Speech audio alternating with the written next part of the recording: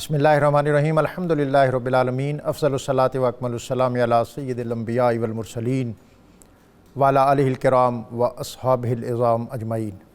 ماہ رمضان المبارک کی سعید ساعتوں میں لفظ لفظ نور اور حرف حرف روشنی سے آراستہ نور قرآن کے ساتھ طاہر بخاری آپ سے مخاطب ہے۔ ناظرین، خاندان انسانی سوسائٹی کا سب سے قدیم ترین انسٹیٹیوشن ہے۔ دنیا کے اندر خاندانی نظام جو ہے یہ اگر مضبوط اور مستحکم ہو تو معاشرے مضبوط اور مستحکم ہوتے ہیں، اس لیے کہ سوسائٹی کی خشت اول جو بنیادی اینٹ ہے وہ خاندان ہے۔ انسانی معاشرے کا آغاز اور اس کی بنیادی اکائی خاندان ہے۔ اگر خاندان مضبوط اور مستحکم ہو تو پھر اس کے خد و خال، سوسائٹی کے خد و خال دنیا کے اندر مضبوط اور مستحکم ہوتے ہیں۔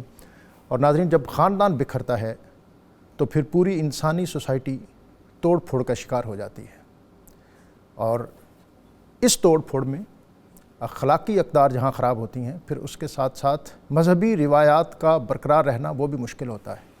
اگر آپ اس کا اندازہ دنیا میں کرنا چاہیں تو مغرب کی وہ سوسائٹیز جو آج اخلاقی اقدار سے دور ہو کر اپنی نئی روایات کی طرف چلیں، ان کے خاندان اور ان کی فیملیز جو ہیں ان کا توڑ پھوڑ اور ان کا بکھرا ہوا ماحول وہ آپ کے سامنے ہے۔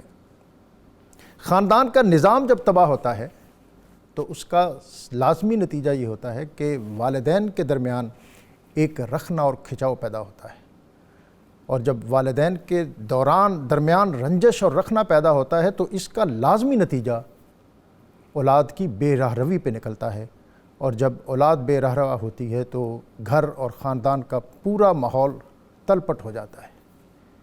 اسلام دنیا کے اندر وہ واحد مذہب ہے جس نے خاندانی نظام کو مضبوط اور مستحکم کرنے کی طرف سب سے پہلے توجہ کی، اور اس کے لیے اس نے صرف مبہم تصورات نہیں بلکہ مضبوط قوانین عطا کیے، جس کے لیے اللہ رب العزت نے ارشاد فرمایا، لقد ارسلنا رسلنا بالبینات وانزلنا معهم الکتاب والمیزان لیقوم الناس بالقسط، کہ ہم نے رسولوں کو بھیجا، اور رسولوں کو ایسے ہی نہیں، ان کو روشن نشانیوں کے ساتھ، روشن معجزات کے ساتھ، قرآن و حکمت کے ساتھ بھیجا، لیقوم الناس بالقسط، تاکہ اسلامی سوسائٹی، انسانی سوسائٹی وہ عدل پر قائم ہو، اور وہاں پر جو میزان ہے وہ محض دیکھنے کے لیے نہ ہو بلکہ اس کے عملی اثرات اور ثمرات دنیا کے نظر آئیں۔ دنیا کے اندر وہی معاشرہ گرو کرتا ہے اور ترقی پاتا ہے جو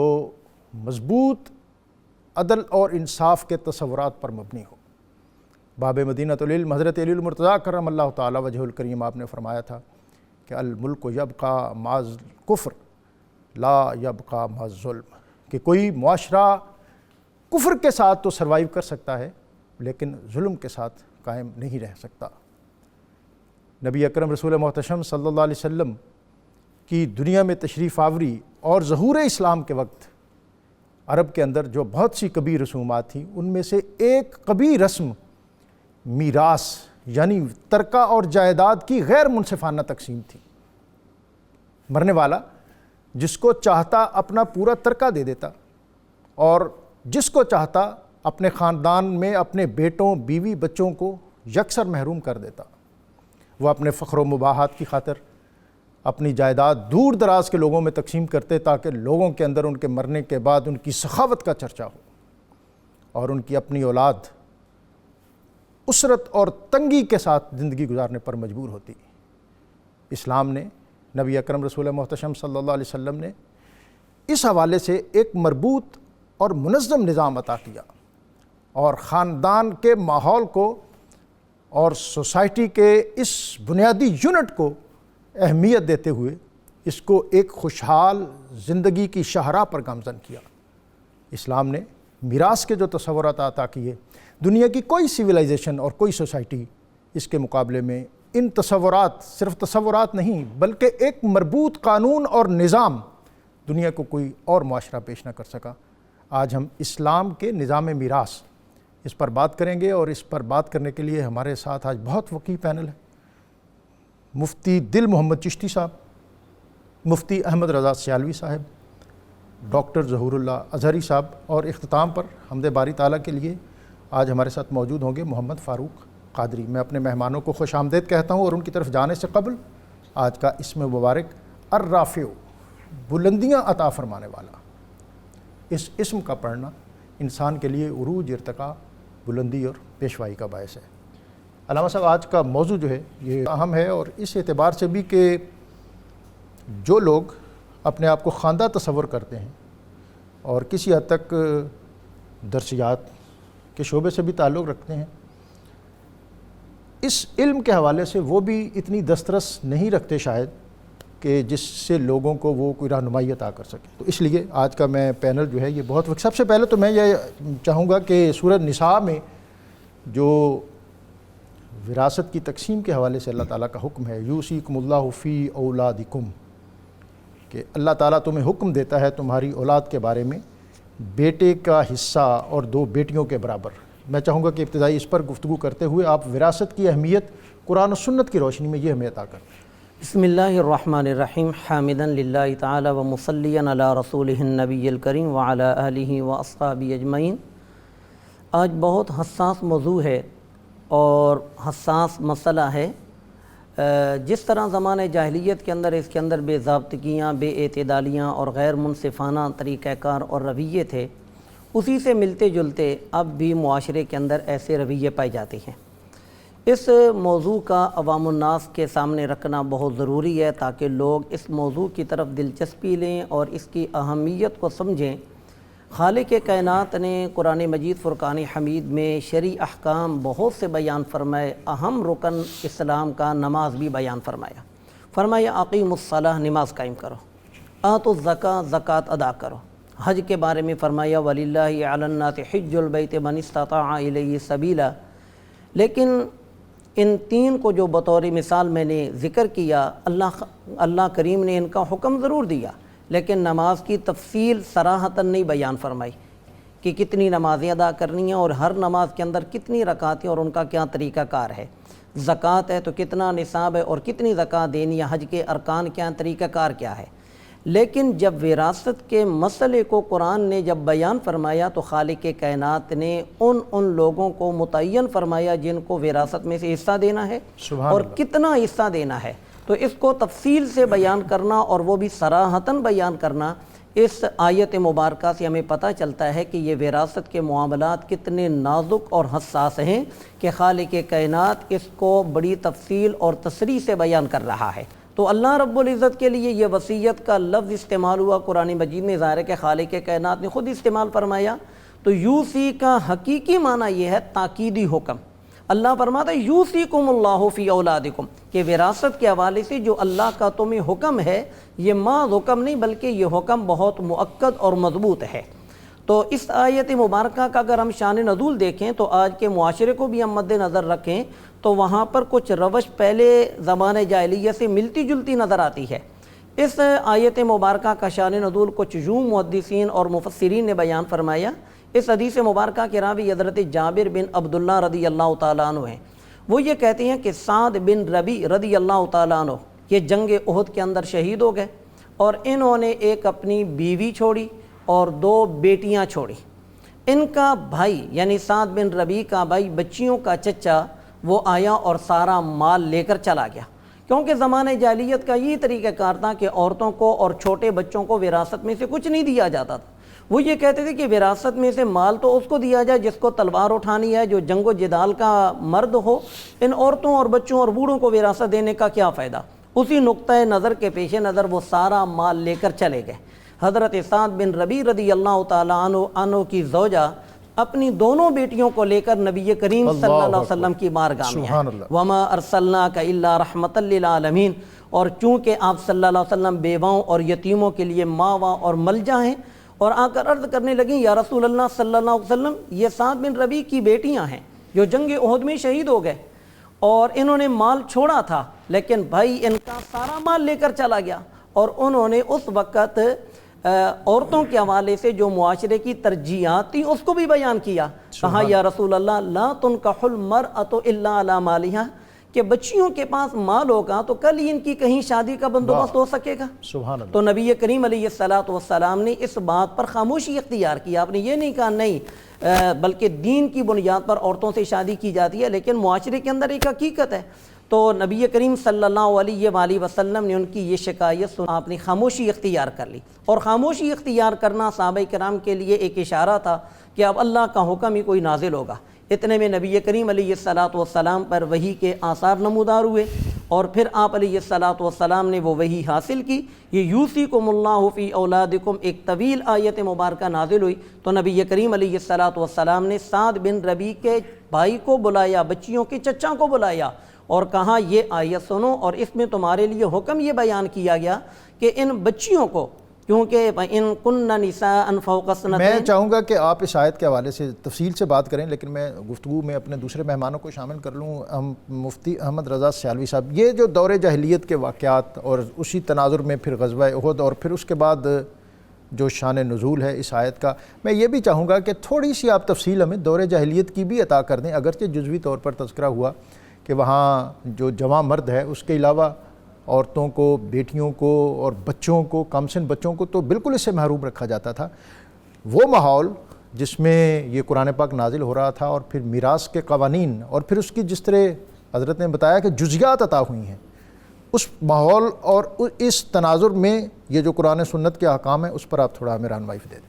بسم اللہ الرحمن الرحیم، نحمدہ ونصلی ونسلم علی رسولہ الکریم.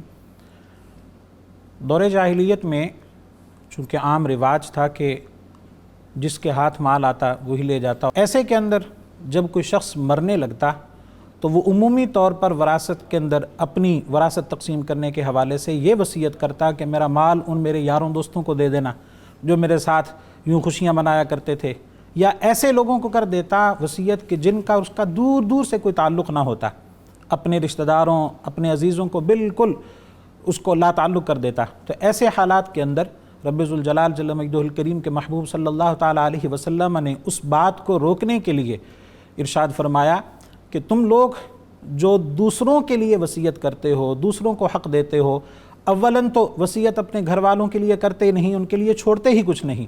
اگر کچھ نہ چھوڑ کے جاؤ تو پھر اس صورت میں اگر تم وراثت کے لیے کوئی حکم بیان نہیں کرتے ہو، اپنی وصیت نہیں کرتے ہو، تو ہوتا یہ ہے کہ تمہاری بیوی کو اور جو تمہاری نوجوان اولاد ہے اس کو حصہ دے دیا جاتا ہے، اور جو چھوٹے بچے ہیں ان کو بالکل محروم کر دیا جاتا ہے. جو والدین ہیں ان کو تو بالکل ہی محروم کر دیا جاتا، ان کے لیے کوئی حصہ نہ رکھا جاتا. اور دور جاہلیت کے اندر وہ لوگ جو والدین ان کی ساری زندگی تربیت کرتے رہے، ان کو پالتے پوستے رہے، ان کے لیے خدمات سر انجام دیتے رہے، ان کو بڑا کیا، ان کے ساری ضروریات کو پورا کیا، جب وہ مرنے لگتا تو اپنے والدین کے لیے کوئی وصیت نہ کرتا، ان کو بالکل چھوڑ دیتا. تو رب ذوالجلال جل مجدہ الکریم نے کلام مجید میں ارشاد فرمایا کتب علیکم اذا حضر احدکم الموت ان ترک خیرا الوصیۃ للوالدین والاقربین بالمعروف حقا علی المتقین، کہ جب تم میں سے کسی ایک کو موت آنے لگے تو اب جاہلیت کا انداز اختیار نہیں کرنا، وصیت غیروں کے لیے نہیں کرنی، غیروں کو نہیں نوازنا، بلکہ وہ والدین جنہوں نے تمہارے ساتھ ساری زندگی حسن سلوک کیا، تمہیں پالا پوسا، اور تمہارے وہ عزیز و اقربا، قریبی رشتہ دار جن کی تمہارے ساتھ تعلق اور واسطہ ہے، ان کے لیے وصیت کرو. ارشاد فرمایا جب تم میں سے کسی ایک کو موت آئے تو پھر تم پر لازم ہے کہ تم والدین اور قریبی رشتہ داروں کے لیے دستور کے مطابق وصیت کرو، اور یہ متقین پر حق ہے.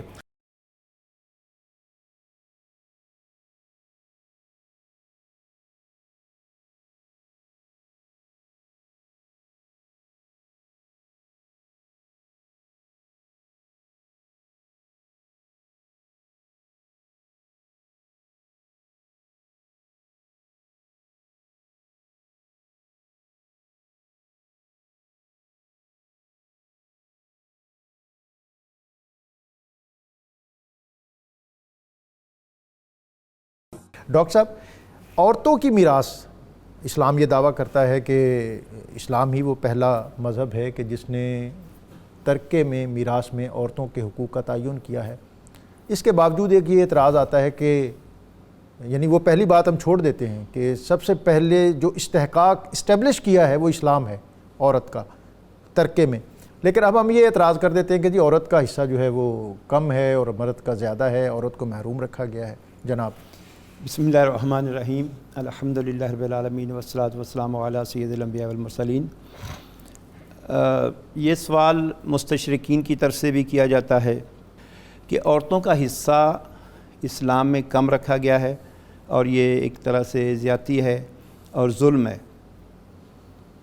ہم دیکھتے ہیں کہ اسلام ویلفیئر کا دین ہے، اس میں جو بھی لوگوں کے لیے معاملات رکھے گئے ہیں اس میں بہت سی حکمتیں ہیں۔ عورتوں کا حصہ پہلی بات تو یہ ہے کہ ہر جگہ پہ کم نہیں ہے۔ مثلاً والدین اگر اولاد موجود ہو تو وہاں والدہ کے لیے بھی اور والد کے لیے دونوں کے لیے چھٹا حصہ ہوتا ہے۔ تو اس کا مطلب یہ ہے کہ ضروری نہیں کہ ہر جگہ پہ عورت کا حصہ مرد کی نسبت کم ہے، لیکن جہاں کام رکھا گیا ہے اگر ہم اس کی حکمت جانیں تو ہم سمجھیں گے کہ وہ جو حکیم ہے وہ بہتر جانتا ہے، اور اس نے جو ہمارے لیے فیصلے کیے ہیں یقیناً اس میں بہت حکمت ہے۔ دیکھیں، جب بچہ پیدا ہوتا ہے تو اس کی کفالت کی ذمہ داری والد پر ہوتی ہے، والدہ پر نہیں ہوتی۔ اور جب بچہ اور بچی ماں باپ کے گھر میں ہوتے ہیں تو اس کی کفالت باپ کے ذمہ ہے، اور خدا نخواستہ باپ فوت ہو جائے تو جو ولی ہوگا قریبی اس کے ذمہ ہوگی۔ اب جب بیٹا بالغ ہو گیا تو اس کی کفالت کی ذمہ داری باپ سے ختم ہو گئی، لیکن بیٹی جو ہے جب تک اس کی شادی نہیں ہو جاتی، نکاح نہیں ہو جاتا اور اپنے دوسرے گھر نہیں چلی جاتی، اس وقت تک اس کی کفالت کی ذمہ داری اس کے باپ کی ذمہ رہتی ہے۔ اور باپ اگر فوت ہو جائے تو جو قریبی ولی ہوگا یعنی دادا یا چچا اس کی ذمہ ہوگی۔ اس کے بعد جب عورت کا نکاح ہو جاتا ہے اور اپنے شوہر کے گھر چلی جاتی ہے تو اس کی کفالت اس کے شوہر کی ذمہ آتی ہے۔ اور نکاح کے موقع پہ دیکھیں کہ مرد کے ذمہ حق مہر ہوتا ہے، عورت کے ذمہ کوئی مالی ذمہ داری نہیں ہوتی۔ اس کے بعد دیکھیں کہ اب عورت شوہر کے گھر چلی گئی، اب اس کا نان و نفقہ شوہر کے ذمہ ہے، اور اس کے بعد اگر اس کی اپنی اولاد پیدا ہوتی ہے تو اس کی کفالت بھی اس کے شوہر کی ذمہ آتی ہے۔ اب اس کے بعد اگر آپ دیکھیں کہ خدا نخواستہ عورت کا شوہر فوت ہو جائے تو پھر اس کی کفالت اس کے اولیاء کی ذمہ آ جاتی ہے۔ کبھی بھی عورت کو اسلامی سوسائٹی میں مجبور نہیں کیا جاتا کہ وہ اپنا خود کما کے کھائے، جبکہ مرد نے اپنا نفقہ بھی اس کے ذمہ ہے، اپنی بیوی کا نفقہ بھی ذمہ ہے، اپنے بچوں کا نفقہ بھی ذمہ ہے، بوڑھے والدین ہوں تو ان کا نفقہ بھی اس کے ذمہ ہوتا ہے۔ اس اعتبار سے دیکھا جائے کہ اگر ایک بہن اور بھائی ہیں تو صاف ظاہر بہن کو حصہ جو ہے ایک ملے گا تو بھائی کو اس کا ڈبل دگنا ملے گا۔ اگر 1 لاکھ روپے ہم سمجھتے ہیں تو اس میں 33,000 کم و بیش وہ بہن کو ملا اور 66,000 یا کچھ اس سے زیادہ بھائی کو ملا۔ اب وہ جو بہن کو ملا ہے اس نے صرف یہ اس کا ہے، اپنی ذات پہ خرچ کر سکتی ہے، صدقہ خیرات کرے، اسے عمرہ کر لے، اسے کہیں مطلب اپنی ذات پہ خرچ کرے۔ لیکن اس کے جو بھائی کو ملا تھا اس نے اگر شادی کرنی ہے تو وہ اسی میں سے کرنی ہے، حق مہر ادا کرنا ہے، اور اگر اس کی اولاد ہوتی ہے تو اس نے اپنی اولاد پہ بھی خرچ کرنا ہوتی ہے، اور گھر کی تمام ذمہ داری اسلام میں مرد پر ہوتی ہے۔ مرد پر ہے۔ اچھا، میں چاہوں گا کہ ایک تو اس بات کو تھوڑا آسان کر کے بیان کر دیں۔ ظاہر ہے یہ ایک موضوع بھی مشکل ہے اور پھر اس کی جو اصطلاحات ہیں وہ بھی عام آدمی بلکہ خاص آدمی کے سمجھنے میں بھی ذرا دقت ہوتی ہے کہ ایک عورت جب بیٹی ہے تو اس کو باپ سے ترکہ ملے گا، میں جو سمجھاؤں، پھر وہ شادی ہو کے شوہر کے گھر گئی، شوہر اگر فوت ہو گیا تو اس سے ترکہ ملے گا، اور اگر اس کا بیٹا فوت ہوا اور وہ صاحب جائیداد تھا تو اس میں سے بھی اس کو بطور ماں ترکہ ملے گا۔ اور دوسری یہ جو آپ پہلے بات فرما رہے تھے جو قرآن و سنت کی روشنی میں بھی ان ساری چیزوں کو اس جو سورہ نساء کی آیت ہے اس کی روشنی میں ہمیں عطا کرتے ہیں۔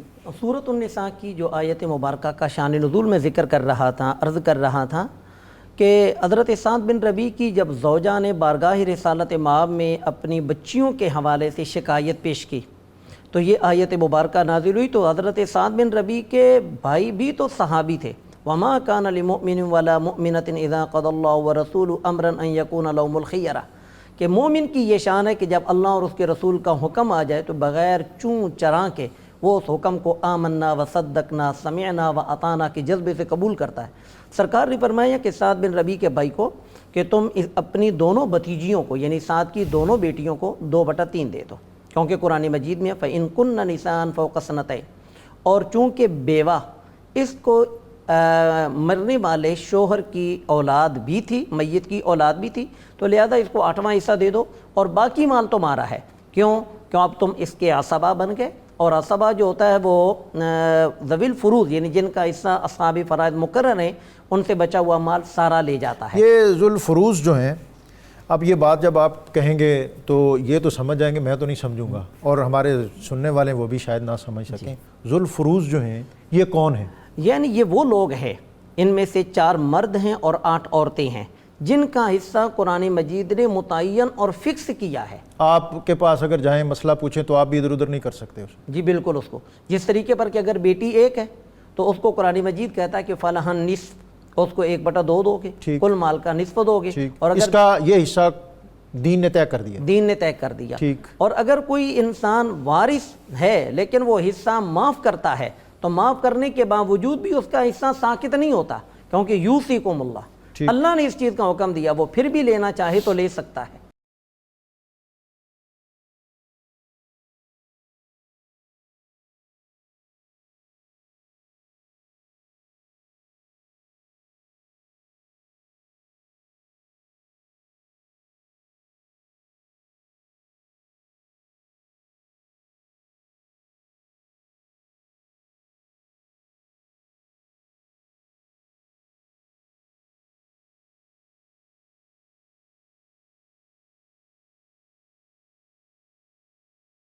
ایک سوال آیا تھا کہ ایک خاتون، ان کو 2 بہنیں ہیں، ان کو ان کے بھائی اور والد نے ترکے سے محروم کر رکھا ہے، وراثت سے محروم کر رکھا ہے، ایسی صورت میں ان پر کیا بوجھ ہے اور ان کے لیے آخرت میں کوئی اجر ہے؟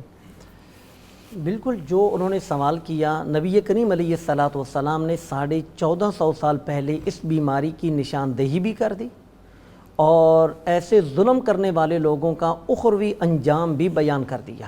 حضرت انس بن مالک رضی اللہ تعالیٰ عنہ سے روایت ہے کہ من فر من میراث وارثہ قطع اللہ میراثہ من الجنت یوم القیامہ، جو دنیا میں کسی وارث کے حق کو چھین لیتا ہے، وارث تک اس کا حق پہنچنے نہیں دیتا، قیامت والے دن اللہ رب العزت جنت سے جو اس کا حق ہے وہ اس سے دور کر دے گا۔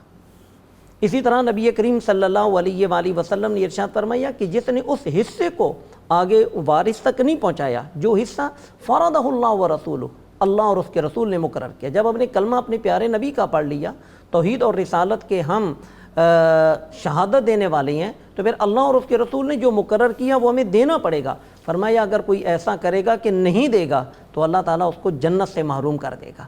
باقی یہ رہ گیا کہ ان بہنوں کو جو وراثت میں سے حصہ نہیں ملا، تو ظاہر ہے کہ ان پر ایک ظلم ہوا، اور اللہ رب العزت قیامت والے دن ظلم کا بدلہ ضرور دلواتا ہے۔ وہ تو سینگ والی بکری نے بھی اگر بغیر سینگ والی بکری کو مارا ہے تو اللہ رب العزت اس سے بھی انصاف دلوائے گا، تو یہ تو انسان ہے۔ اچھا، ایک سوال یہ تھا کہ بیٹی جو ہے بیوہ ہو گئی ہے، اس کو زکوٰۃ مل سکتی ہے؟ اور ایک سوال جو ابھی اور پوچھا گیا ہے وہ یہ ہے کہ متوفی کا جو حصہ ہے، کیا کسی ایسی صورت بھی ہے کہ وہ سارا صرف اس کی بیوہ کو چلا جائے اور اس کے بیٹے محروم رہیں؟ بیٹے محروم رہنے کے لیے کچھ شرائط ہیں، کہ مثال کے طور پر نعوذ باللہ من ذالک بیٹے مسلمان نہیں ہیں، کافر ہیں، اور جبکہ باپ مسلمان ہے، تو پھر تو اس صورت میں سرکار نے فرمایا کہ مومن کافر کا اور کافر مسلمان کا وارث نہیں بن سکتا۔ یا اسی طریقے پر بیٹوں نے اپنے باپ کو قتل کیا ہے، تو پھر اس صورت کے اندر بھی سرکار نے فرمایا القاتل لا یرث، کہ قاتل یہ وراثت نہیں پاتا۔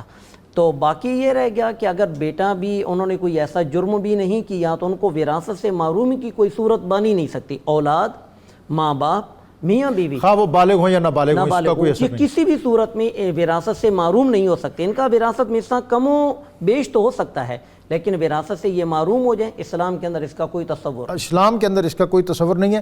وصیت، اس کی کتنی ریشو ہے جائیداد میں؟ ایک دنیا سے جانے والا جو ہے وہ کتنے اپنی وراثت میں سے یا اس کی ٹوٹل جو مالیت ہے اس میں سے کتنی کی وہ وصیت کر سکتا ہے؟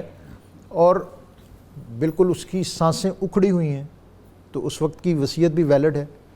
اور جیسا آپ نے بتایا کہ دور جاہلیت میں لوگ سارا کچھ تقسیم کر جاتے تھے اور اپنے ورثاء کے لیے کچھ نہ چھوڑتے تھے، کیا اب بھی ایسی کوئی صورت کا ممکن ہے؟ وصیت یہ میت کے جو مال کے حقوق ہیں ان میں سے ایک حق ہے۔ جب بندہ مرتا ہے مال چھوڑتا ہے تو اس کا سب سے پہلا حق تو یہ ہے کہ اس کے مال میں سے اس کی تجہیز و تکفین ہو. تجہیز و تکفین کے بعد اس کے قرض کی ادائیگی کا مسئلہ ہے. اس کے بعد پھر تیسرا قرض کی ادائیگی جو ہے یہ اس کے مال میں سے ادا کرنا یہ شرعی فریضہ ہے. جی شرعی فریضہ ہے. ایسے ہی ہے نا؟ بالکل ایسا ہے. من بعد وصیت یوصی بہا او دین، قرض کی ادائیگی پہلے ہوگی. حضرت سیدنا علی المرتضیٰ رضی اللہ تعالیٰ عنہ فرماتے ہیں کہ سرکار دو جہاں صلی اللہ علیہ وسلم نے میت کا قرض پہلے دلوایا اور وصیت کا حکم بعد میں جاری فرمایا. اور آج کل تو ایک عجیب سا ٹرینڈ بن چکا ہے. پہلے ہوتا تھا کہ کسی نے قرض لینا ہوتا تھا تو پریشان ہوتا تھا پتہ نہیں مجھے کوئی دے گا یا نہیں، اور آج لے کر بعد میں جو دینے والا ہوتا ہے وہ پریشان ہوتا ہے پتہ نہیں وصول میں کیسے کروں گا. اگر کسی نے قرض لیا ہے، قرض اولاً تو لینا نہیں چاہیے، اگر لیا ہے تو بر وقت ادائیگی کی کوشش کرنی چاہیے.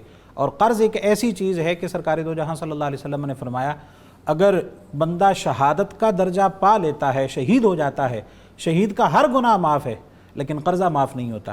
اور ایک اور حدیث پاک کے اندر آتا ہے سرکار دو جہاں صلی اللہ علیہ وسلم آپ صحابہ کرام کے درمیان موجود تھے، آسمان کی طرف نظر اٹھائی اور بعد میں اپنا ہاتھ اپنے پیشانی پر رکھا اور فرمایا بڑا سخت حکم نازل ہونے والا ہے. مفہوم عرض کر رہا ہوں. آقا دو عالم صلی اللہ علیہ وسلم کے صحابہ فرماتے ہیں ہم نے اس دن نہیں پوچھا. اگلے دن حضرت محمد بن جحش رضی اللہ تعالیٰ عنہ نے عرض کیا یا رسول اللہ صلی اللہ علیہ وسلم وہ سخت حکم کیا نازل ہونے والا ہے؟ فرمایا وہ یہ ہے کہ ایک بندہ اگر شہید ہو جائے پھر اسے دوبارہ زندہ کیا جائے، پھر شہید ہو جائے، پھر دوبارہ زندہ کیا جائے، پھر شہید ہو جائے، لیکن اس کے ذمہ قرضہ ہو تو جب تک وہ قرضہ ادا نہیں ہوگا تب تک وہ جنت میں نہیں جائے گا. اللہ اکبر. اس لیے ہماری تو پوری قوم ہی قرض میں ڈوبی ہوئی ہے. میں چاہوں گا کہ شارپ تیزی سے آپ ہمارے جو کیونکہ باتیں بہت زیادہ ہیں اور وقت ظاہر ہے اتنا زیادہ نہیں ہے. قرض کی ادائیگی کے بعد وصیت ہوگی. اور وصیت کتنی وہ کر سکتا ہے؟ وصیت انسان اپنے مال کے تہائی حصے کی کر سکتا ہے، تہائی سے زیادہ کی وصیت نہیں ہوتی. اور جیسے آپ نے فرمایا کہ بندے کی سانسیں اکھڑ رہی ہیں اور اس وقت وہ وصیت کرتا ہے، اصل میں اسی وقت اس کو سوچ آتی ہے کہ کاش میں نے دنیا کے اندر کوئی مال صدقہ کیا ہوتا، خرچ کیا ہوتا. اور حدیث پاک میں آتا ہے کہ زندگی کے اندر جب بندے کو مال کی ضرورت ہوتی ہے اس وقت خرچ کرنا، 1 درہم خرچ کرنا مرتے وقت 100 درہم کی وصیت کرنے سے زیادہ بہتر ہے. تو وصیت جاری ہوگی لیکن وصیت کے جاری ہونے کے لیے شرط ہے کہ ایک تو صرف تہائی مال تک کر سکتا ہے. اگر کوئی تہائی مال سے زیادہ کی وصیت کرتا ہے تو وہ ویلڈ نہیں ہوگی. ویلڈ نہیں ہوگی. لیکن اگر ورثاء اجازت دیتے ہیں، کیونکہ اصل میں ورثاء کے حق کی وجہ سے اس کو روکا گیا. اگر ورثاء اجازت دیتے ہیں کہ ہم مالدار ہیں، ہمیں کوئی ایسا مسئلہ نہیں ہے، اگر ہمارا مورث جو ہے اس نے وصیت زیادہ کی ہے تو اس کو وصیت کو جاری کر اچھا ایک اور مجھے رہنمائی دے دیں کہ کیا وہ اپنے ورثاء میں سے بھی کسی کے حق میں وصیت کر سکتا ہے کہ میرے یہ 3 بیٹے ہیں، اس نے میری خدمت زیادہ کی ہے تو اس کے حوالے سے ایک تو اس کو معمول کا حصہ ملے گا، دوسرا میں اس کے بارے میں یہ بھی وصیت کرتا ہوں. جن ورثاء کو وصیت میں سے حصہ ملتا ہے، جن ورثاء کو میراث میں سے حصہ ملتا ہے، ان میں سے کسی کے لیے وصیت نہیں ہے. جن ورثاء کو میراث میں سے حصہ ملے گا ان کے لیے وصیت نہیں ہو سکتی. وصیت نہیں ہو سکتی. آقا دو عالم صلی اللہ علیہ وسلم کا فرمان علی شان حجۃ الوداع کے موقع پر حضور نے ارشاد فرمایا کہ ان اللہ اعطى كل ذی حق حقہ، کہ اللہ تعالیٰ نے ہر حقدار کو اس کا حق دے دیا ہے. لا وصیت لوارث، کسی وارث کے لیے وصیت نہیں ہے. تو جس کو وراثت میں سے حصہ مل رہا ہے اس کے لیے وصیت جائز نہیں. اچھا میں آپ سے ابھی دوبارہ جب آپ کے پاس آؤں گا تو آپ سے یہ بھی پوچھوں گا کہ یہ یتیم پوتے کو جو وراثت سے محروم رکھنے والا ایک ایشو ہے، اس پر بہت بات ہوتی ہے. آپ اس پر ہمیں کس طرح جو اسلام کی ایک تدبر اور تفکر والی راہیں ہیں اس سے رہنمائی عطا کرتے ہیں کہ بالعموم ایک شخص ہے، اس کے 2 بیٹے ہیں اور ان 2 بیٹوں میں سے ان کی دونوں کی اولادیں ہیں اور اس کا ایک بیٹا وہ فوت ہو گیا ہے، اس کے آگے بچے موجود ہیں. تو ایسی صورت میں کیا وہ اپنے دادے کا جو در حقیقت اس کے والد کو ملنا تھا، کیا وہ اس کے ثمرات اس تک پہنچیں گے؟ اگر پہنچیں گے تو کس طرح؟ میں ڈاکٹر صاحب آپ سے یہ جاننا چاہوں گا کہ ہمارے پاکستان اور دنیا کی جو بھی سوسائٹیز ہیں اس میں جب فیملی سسٹم توڑ پھوڑ کا شکار ہوتا ہے اور بچے والدین کی نافرمانی کرتے ہیں تو والدین کے پاس، والد کے پاس جو صاحب جائیداد ہو پھر ایک ہی ہتھیار ہوتا ہے، وہ چلاتا ہے آگ کر دینا. کیا آگ کیا جانا یہ ویلڈ ہے؟ شریعت میں اس کی گنجائش ہے؟ اور اگر ہے تو کس حد تک ہے؟ اسلام میں تو آگ کا تصور نہیں ہے، کیونکہ آگ کا تصور نہیں ہے. اسلام میں آگ کا کوئی تصور نہیں ہے. یہ اشتہار ہم روز اخبار میں دیکھتے ہیں. میں آگ کرتا ہوں. عرض کرنے کا مقصد یہ ہے کہ ایک تو یہ ہے کہ قانونی چارہ جوئی سے بچنے کے لیے لوگ کر دیتے ہیں تاکہ اس کا مطلب ہو جی میں اس کی کسی قول و فعل کا ذمہ دار نہیں ہوں، اور اگر اس نے کسی سے مال لیا ہوگا تو کل کو کہا جی میں اس کے بدلے میں. ہمارے یہاں قانون بھی ایسا ہوتا ہے نا کہ بیٹے نے اگر کسی سے پیسے لیے ہوئے ہیں اگر وہ نہیں دے رہا تو اس کے والد کو پکڑا جاتا ہے. تو اسے بچنے کے لیے کہتے ہیں۔ لیکن دوسری بات یہ کہ جب وصیت وراثت کی بات ہوئی تو اس کے بعد اللہ تعالیٰ نے فرمایا کہ تلک حدود اللہ، یہ ایک مقرر طے شدہ باؤنڈری ہے، مقرر بس اس حدود ہے۔ میں جیسے پہلے حضرت نے بیان فرمایا کہ نہ تو یہ کہ وارث کو ہم وصیت کر سکتے ہیں کہ یہ بیٹا میرا چاہتا ہے تو اس کو میں ڈبل دے دوں، اور یہ بیٹا نافرمان ہے تو اس کو میں دے دوں۔ اگر کوئی شرابی ہے، گناہ گار ہے، چھوٹا ہے، بڑا ہے، کوئی مریض ہے، کوئی صحت مند ہے، مالدار ہے، غریب ہے، اس میں کوئی فرق نہیں رکھا جائے گا۔ مرنے کے بعد اصل میں یہ ہوتا ہے کہ مرنے کے بعد مال سے ہمارا جو تصرف ہوتا ہے وہ ختم ہو جاتا ہے، وہاں وہی امپلیمنٹ ہوگا جو اللہ تعالیٰ نے فرما دیا کہ یہ تقسیم ہے، اور اللہ تعالیٰ نے جو فرما دیا ظاہر ہے اس کے اس کے بعد اندر اس میں کسی شخص کو ابدی تبدیلی اور کا حق ازلی نہیں حکمتیں ہیں۔ چونکہ وقت کم ہے، باتیں تو بہت زیادہ ہیں، لیکن ایک اہم جو سوال ہے میرے ذہن میں وہ یہ ہے کہ ایک شخص دنیا سے چلا گیا، اس کی اولاد نہیں ہے اور والدین بھی نہیں ہیں۔ ایک تو یہ، اس کو کلالہ کہتے ہیں، کلالہ۔ ایک تو اس پر بتا دیں کہ ایک شخص جس کے ورثاء میں والدین، بہن بھائی کوئی نہیں ہے، وہ اکیلا ہے، اور اس کی جائیداد جو ہے اس کا کیا بنے گا، اور اگلی بات میں اس سے بات اس کا کلالہ کا پہلے بتا دیں۔ جی، کلالہ قرآن مجید کے اندر آتا ہے وَإِن كَانَ رَجُلٌ يُورَثُ کلالہ، کہ جس شخص کی وراثت تقسیم کی جا رہی ہے وہ اتفاق سے کلالہ ہو۔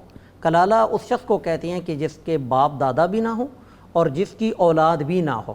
تو اب اگر اسلام کے اندر وہاں پر یہ ہے نا کہ چونکہ پھر مشکل موضوع ہے، تو پہلے دیکھا جاتا ہے ذوی الفروض، اگر وہ بھی نہیں ہے تو پھر دیکھا جاتا ہے عصبات بھی نہ ہوں تو پھر رد کیا جاتا ہے ذوی الفروض پر۔ اب میں عصبات پھر پوچھوں گا کہ لوگ سمجھیں گے کہ عصبات کیا ہوتا ہے، مشکل ذرا ہو جاتا ہے۔ عصبات کیا ہوتا ہے؟ عصبات ان باپ کی طرف سے نسبی رشتہ داروں کو، قرابت داروں کو کہتی ہیں جن کا کوئی مقرر حصہ نہیں ہے، لیکن خاص حالات میں حصہ بن جاتا ہے۔ بالکل خاص حالات میں ان کا حصہ بن جاتا ہے، یا ذوی الفروض سے جو مال بچ جاتا ہے تو وہ سارے کا سارا مال وہ لے جاتے ہیں۔ وہ ان میں کون کون ہیں؟ بیٹا پہلے نمبر پہ ہے، بیٹا ہمیشہ عصبہ بنتا ہے، کہ مثال کے طور پر اگر ماں باپ، ایک شخص فوت ہوا، اس نے اپنا بیٹا بھی چھوڑا اور ماں باپ بھی چھوڑے، تو ماں باپ کا ان کو حصہ دینے کے بعد، دونوں کا چھٹا حصہ دونوں کو دینے کے بعد پیچھے جو کل مال ہوگا وہ بیٹے کو دے دیا جائے گا، کیونکہ بیٹا عصبہ ہے۔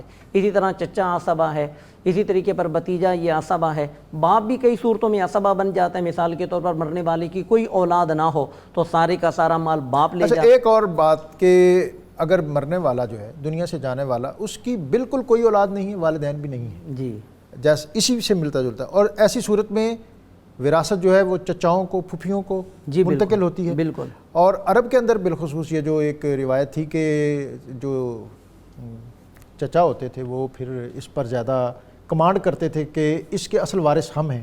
جی، اس پر آپ ذوی الارحام اور عصبات، چونکہ تمام وراثت کے مسائل ہیں تو انہی کی ٹرم میں تو ہمیں استعمال کرنی پڑیں گی۔ یہ پھوپھیاں اور ماموں اور خالائیں یہ ذوی الارحام میں آتی ہیں، ان کا درجہ بعد میں ہے، اور چچا اور تائی وغیرہ یہ عصبات میں آتے ہیں، تو لہذا چچا اور تائی کے ہوتے ہوئے یہ پھوپھیاں اور خالائیں اور ماموں وغیرہ ان کو وراثت نہیں مل سکتی۔ ٹھیک۔ اچھا، میں جو بریک ابھی پچھلے آپ سے جب بات ہوئی تو میں نے آپ سے جو یتیم پوتے اور پوتیوں کی وراثت کے حوالے سے، اگر تو مرنے والے کا بیٹا موجود ہے جی، تو پھر اس صورت میں اس کی پوتیاں یا پوتے، ان کے لیے وراثت جو ہے وہ نہیں ہو۔ اگر ان کے بیٹے موجود ہیں تو نہیں، وہ تو ظاہر ہے، نیچرل بات ہے، وہ تو ان تک، یہ پوتے تک تو باپ سے ہو کی چیز پہنچے گی۔ یتیم پوتے اور پوتی، یتیم پوتے اور پوتیوں کے لیے وراثت میں ذوی الفروض کے اعتبار سے تو نہیں ہے عصبات۔ البتہ یہ ہے کہ جو مرنے والا ہے چونکہ اس کو یہ حق ہے کہ وہ وصیت کے طور پر کر سکتا ہے، تو اسے چاہیے کہ اپنے ان یتیم پوتے پوتیوں کے لیے وصیت کر جائے، کیونکہ وہ ضرورت مند ہیں۔ بلکہ میں سمجھتا ہوں کہ جو وصیت ہے اس کا جو سب سے صحیح محل ہے وہ ہے ہی وہی۔ جی جی، اس لیے کہ بندہ وصیت کرے گا کسی نیک کام کے لیے، جب وصیت کرے گا تو کسی باقی نیک کاموں میں سے اپنے کسی رشتہ دار کے لیے وصیت کرنا زیادہ بہتر ہے۔ حدیث پاک کا مفہوم یہ ہے کہ بندہ اگر کہیں عام بندے پر خرچ کرتا ہے تو اسے ایک ثواب ملتا ہے، لیکن اپنے قریبی رشتہ دار پر خرچ کرے گا تو اسے 2 ثواب ملیں گے، ایک صدقہ کرنے کا اور دوسرا اس کی قرابت داری اور صلہ رحمی کرنے کا۔ اس لیے جو یتیم پوتے پوتیاں ہیں ان کے لیے زیادہ بہتر ہے کہ وصیت کر جائے، بلکہ چچاؤں کو بھی خیال کرنا چاہیے، ان یتیم بچوں کے جو چچا ہیں، کہ ان کا خیال کرتے ہوئے ان کے لیے وصیت چلو نہیں ہوئی یا وراثت کا حصہ نہیں ہے تو ان کی کفالت کی ذمہ داری۔ بلکہ ہمارے بعض فقہا کا تو یہ بھی خیال ہے کہ اسٹیٹ کو، ریاست کو اس سلسلے میں انیشیٹو لینا چاہیے، اور اگر کسی وقت دنیا سے جانے والا اس چیز کی طرف توجہ نہیں کر رہا تو گورنمنٹ کو، اسٹیٹ کو، ریاست کو اور سوسائٹی کو پوری طاقت اور توانائی کے ساتھ اس کو اس امر کی جانب متوجہ کرنا چاہیے۔ ڈاکٹر صاحب آخری لمحے ہیں، کوئی آپ ایسی بات جو آج کے ڈاکٹر صاحب پروگرام پہلے جو یتیم پوتے کی وراثت ہے اسی حوالے سے مصر میں باقاعدہ انہوں نے وصیت واجبہ کا قانون بنایا ہوا ہے کہ دادے نے اگر غفلت کی ہے اور اس کی غفلت کی وجہ سے پوتے پوتیاں محروم ہو رہے ہیں تو ان کو تو سزا نہیں ملنی چاہیے۔ وہاں جو آپ بات کریں وہاں ریاست کو ایکشن لینا چاہیے، اور سب سے پہلے یعنی وراثت تقسیم کرنے سے پہلے اس کے مال میں سے وصیت جاری کرے گی ریاست، کیونکہ جو قاضی ہوتا ہے، حکمران ہوتا ہے، یہ بھی ماں کی طرح، جیسے ہم کہتے ہیں نا کہ جی وہ بھی مطلب ہے ولی ہوتا ہے اور اس کو حق ہوتا ہے۔ جیسے اگر شوہر عورت پر ظلم کرے تو فسخ نکاح کے لیے اور جا سکتی ہے، حالانکہ ڈاکٹر صاحب آپ کی بات بہت اہم ہے کہ اسٹیٹ اور ریاست جو ہے وہ اس میں پورا اختیار رکھتی ہے کہ وہ اس کے جو یتیم پوتے اور پوتیاں ہیں ان کے حصے کو یقینی بنائے۔ میں آپ کا بہت زیادہ شکر گزار ہوں۔ ناظرین یہاں ایک وقت ہے ایک بریک کا، بریک سے جب ہم واپس آئیں گے تو ہمارے ساتھ محمد فاروق قادری موجود ہوں گے جو اللہ رب العزت کی بارگاہ میں حمد کا نذرانہ بھی پیش کریں گے، اور میں اختتامی کلمات جو ہیں وہ ضرور چاہوں گا کہ مفتی دل محمد چشتی صاحب وہ آج کے سارے جو موضوع ہے اس کو وائنڈ اپ کریں۔ اگرچہ اس میں سے اتنے سوال ہیں اور اتنے ہمارے ساتھ لوگ رابطے میں ہیں اور میرے اپنے ذہن میں بہت سی باتیں ہیں جو ان سے پوچھوں، لیکن ظاہر وقت کے دامن میں اتنی جگہ نہیں ہے کہ ان پر ہم تفصیل سے بات کریں، کیونکہ یہ تو بات سے بات اور چراغ سے چراغ جلتا رہے گا۔ اس بریک کے بعد جب واپس آئیں گے تو پھر حمد باری تعالیٰ سنیں گے، اور اس سے قبل میں دل محمد چشتی صاحب سے اختتامی کلمات لوں گا۔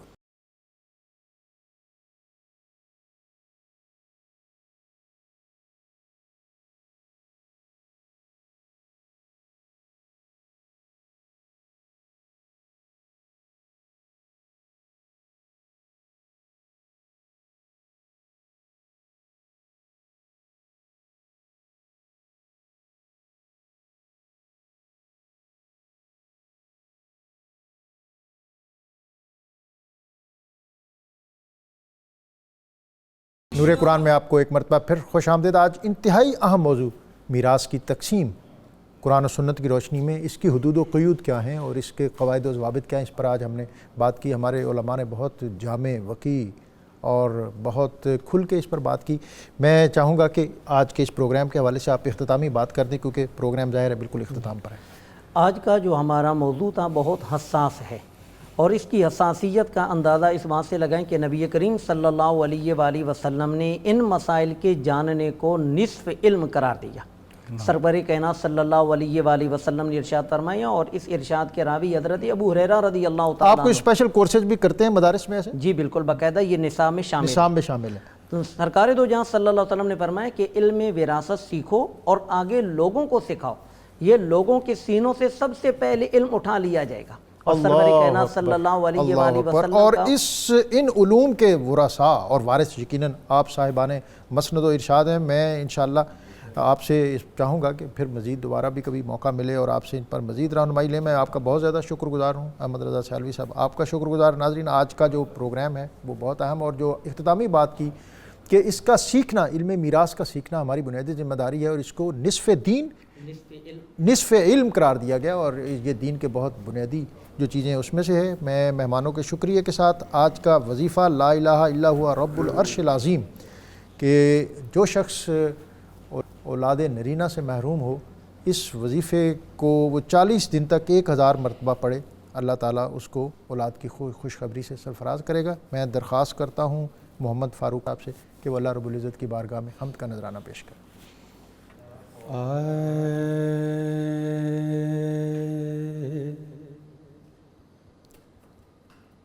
میں بندہ عاصی ہوں،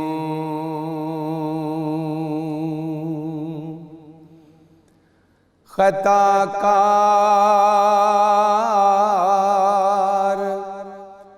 ہوں مولا،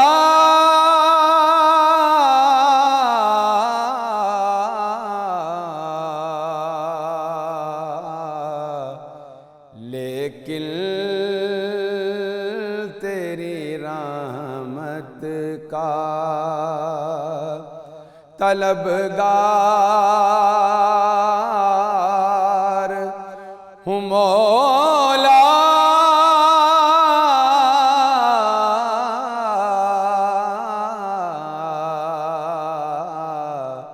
میں بندائیں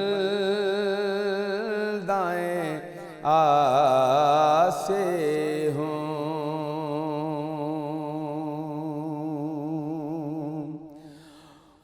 وابستہ ہے امید میری تیرے کرم سے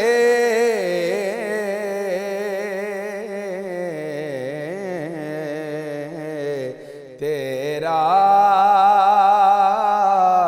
ہوں فقط تیرا پرستار ہوں مولا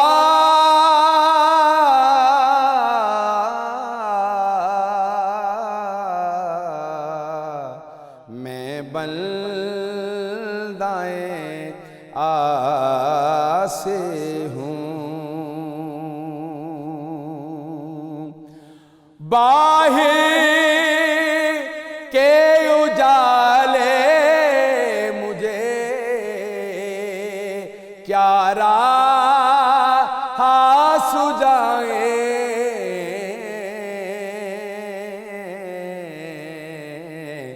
اندر کے اندھیروں میں گرفتار ہوں مولا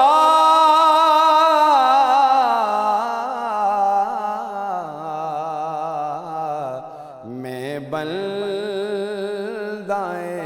آسے ہوں جن سے میں گزر جاؤں میں بندائیں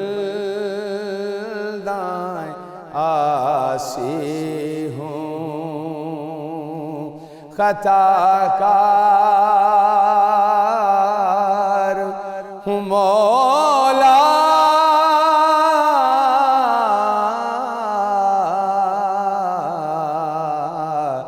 لیکن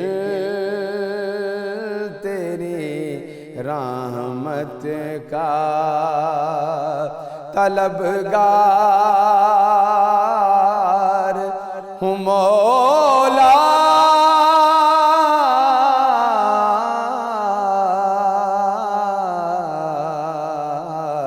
میں بن